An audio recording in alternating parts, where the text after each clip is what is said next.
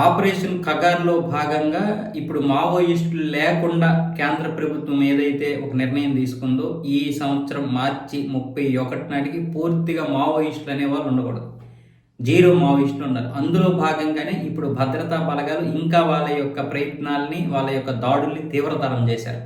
అందుకే ఇప్పుడు జార్ఖండ్‌లో పరందా అనే ఒక అటవీ ప్రాంతంలో జరుగుతున్నటువంటి ఎన్‌కౌంటర్‌లో భారీగా చాలామంది చనిపోయారు. ఎన్‌కౌంటర్ అదే మావోయిస్ట్ పార్టీకి చెందినటువంటి నేతలు కూడా ఇందులో చనిపోయారు. ఇప్పటికే 15 మంది చనిపోయినట్లు తెలుస్తుంది. ఈరోజు ఉదయం 10 మంది చనిపోయారు. మళ్ళీ ఇందాక ఒక ముగ్గురు చనిపోయారు. ఇప్పుడు ఒక ఇద్దరు చనిపోయారు. మొత్తం 15 మంది చనిపోయారు. అలాగే భద్రతా బలగాలు ఏం చేస్తున్నాయంటే ఆ మావోయిస్టుల దగ్గర ఉన్నటువంటి ఆయుధాలు అలాగే సాహిత్యాన్ని కూడా వాళ్ళు స్వాధీనం చేసుకున్నారు. దానికి సంబంధించి మీడియాకు ఫోటోలు కూడా విడుదలయ్యాయి. అయితే ఇప్పుడు ఈ యొక్క ఎన్కౌంటర్ అనేది ఇంకా కొనసాగుతుంది. మార్చి 31 వరకు నిరంతరాయంగా అవసరమైతే షిఫ్ట్ల ప్రకారంగా అయినా చేస్తారు తప్ప ఇప్పుడు ప్రస్తుతానికి ఎందుకంటే ఆపరేషన్ కగార్ ఫెయిల్ అవ్వకూడదు. ఆపరేషన్ కగార్ ఫెయిల్ అవ్వకుండానే పక్కా ప్లాన్తో అన్నీ కూడా కేంద్ర ప్రభుత్వం అయితే భద్రతా బలగాలకి అన్ని అవకాశాలు ఇచ్చింది. అలాగే అన్ని అనుమతులు కూడా ఇచ్చేసింది. ఏమైనా చేయండి, మావోయిస్టులు అనే వాళ్ళు ఉండకూడదు, గ్రామీణ ప్రాంతం అభివృద్ధి చెందాలి. ఒక విధంగా చెప్పాలంటే అప్పట్లో ఈ మావోయిస్టుల వల్లే రాజకీయ నాయకులు వీళ్ళు ఏదో ఒక విధంగా గిరిజన ప్రాంత వాళ్ళకి కొంత న్యాయం చేశారు, కొంత న్యాయం జరిగింది.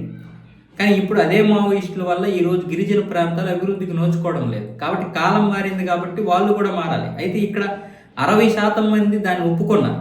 వాస్తవమే, మనము కూడా మారాలి, ఏం సాధించాం ఈ అడవిలో ఉండి, కాబట్టి ఇకనైనా మనం మారుదామని కొంతమంది స్వచ్ఛందంగానే లొంగిపోయారు, కొంతమంది చనిపోయారు, కొంతమంది జనజీవన స్రవంతిలో కలిసిపోయారు ఎవరికి తెలియకుండా.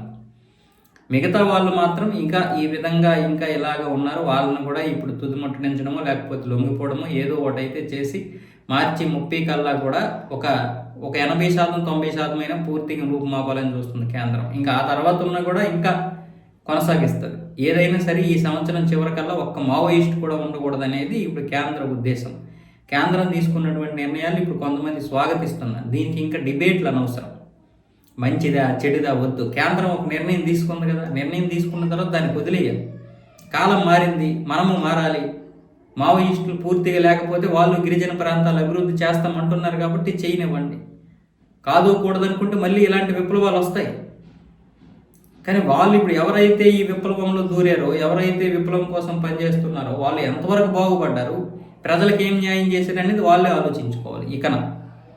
ఇంతకుముందు వేరే, కానీ ఇప్పుడు పరిస్థితులు మారాయి కాబట్టి చేయడమే. కేంద్రం ఏం చెప్తుందో అది చేయడమే. మనం డిబేట్లు ఎందుకు పెట్టాలి, దీని గురించి మళ్ళీ ఎందుకు డిస్కషన్ పెట్టాలి? ఒక కేంద్ర నిర్ణయం తీసుకున్నప్పుడు అది ఎటువైపు వెళ్తుందో చూద్దాం, పూర్తిగా దానికోసం ప్రయత్నాలు చేద్దాం, ఆ తర్వాత మార్పును చూద్దాం. అప్పటికీ మార్పు రాకపోతే తర్వాత సంగతి తర్వాత.